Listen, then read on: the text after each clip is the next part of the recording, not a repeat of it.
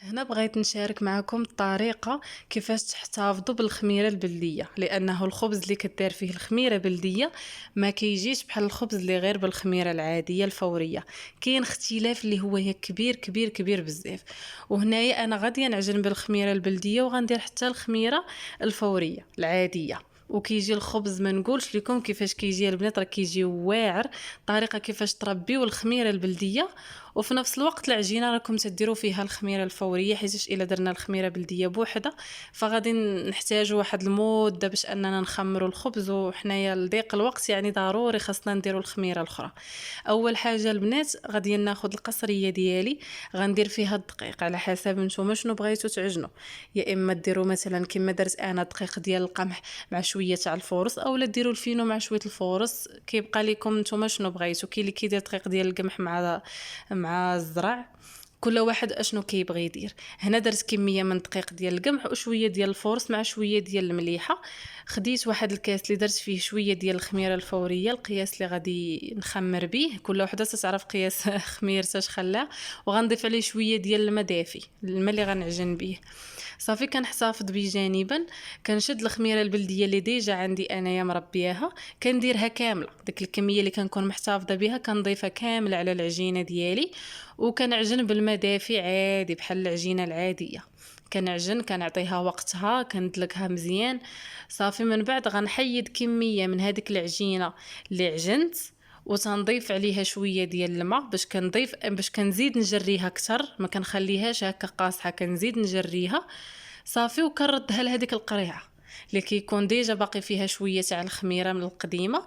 صافي كنضيفها وكنغطيها وكنخليها، كنشد شويه من الخميره اللي ديجا دوبتها في هذاك الكاس تاع الماء، وكنخويها في القصريه وكندخلها مزيان في العجينه ديالي. من بعد كنجمع العجينه وكنغطيها بالمنديل وكنخليها حتى كتخمر مزيان وكيتضاعف الحجم ديالها. من بعد غادي بحال صافي يعني الطريقه ديال العجينه العاديه. غادي من بعد نشدها ونقرصها بشويه ديال الدقيق ديال القمح، انا كندير غير دقيق ديال القمح هو باش كنقرصها. وكنقرصها في اللاطه ديالي وكنعاود نخليها حتى كتختمر، وكنعود هكا ندير صبعي في العجينه كترجع لبلاصتها هكا باش كنعرف راه خمريت. كنسخن الفران، ضروري ما يكون الفران سخون، كي ديال الغاز كي ديال الضو.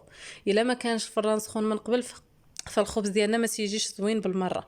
ضروري خاص الفران يكون سخون مزيان مزيان من قبل. كندخل الخبز ديالي وما كنساهش كنخليه حتى كيتحمر من الفوق ومن تحت، عاد تنخرجو تيجي ما زوينش وقاصح. غير ان فوا كيبان ليا التنفخ كنقيسو هكا صافي راه شاد فراسو، كنهبطو لتحت حتى كيتحمر من الفوق وكنقلبو حتى كيتحمر من الجهه الاخرى وتنخرجو. تنكون حاطه المنديل ديالي اللي تندير فيه الخبز، تندير خبزه على خبزه وتنغطيه مزيان، تنلويه باش يرجع لي داك البخار ديالو داك الصهد ديالو. صافي والوقيته اللي كنبغي نحط هكا الغديوه ديالي ولا اي حاجه رانا تنحط الخبيز ديالي تيجي واعر. البنات ما نقولش لكم حاولوا انكم تربيوا الخميره بلديه وتوليو تعجنوا بها. حنا دايرين الخميره الاخرى واخا ما صحياش، ولكن مهم شويه تيجي واحد الاختلاف، تجي ديك الحموضه زوينه في الخبز ديالنا وكيجي هكا غليظ وفيه واحد الفقاعات من الداخل هكا مجعب. كيجي اختلاف الصراحه، كيجي اختلاف رائع في الخبز اللي بالخميره البلديه. واللي عندها الوقت انها تخمر بالخميره البلديه علاش لا، واللي ما عندهاش بحالنا تكون مزروبه تعاون بالخميره الاخرى. ولكن ما تستغناش على الخميره البلديه، حتى الا كنتي كتعجني يوم ويوم لا راه تديري ديك القريعه ديالك في الثلاجه ما كيوقع ليها حتى شي حاجه. وبالصحه والراحه.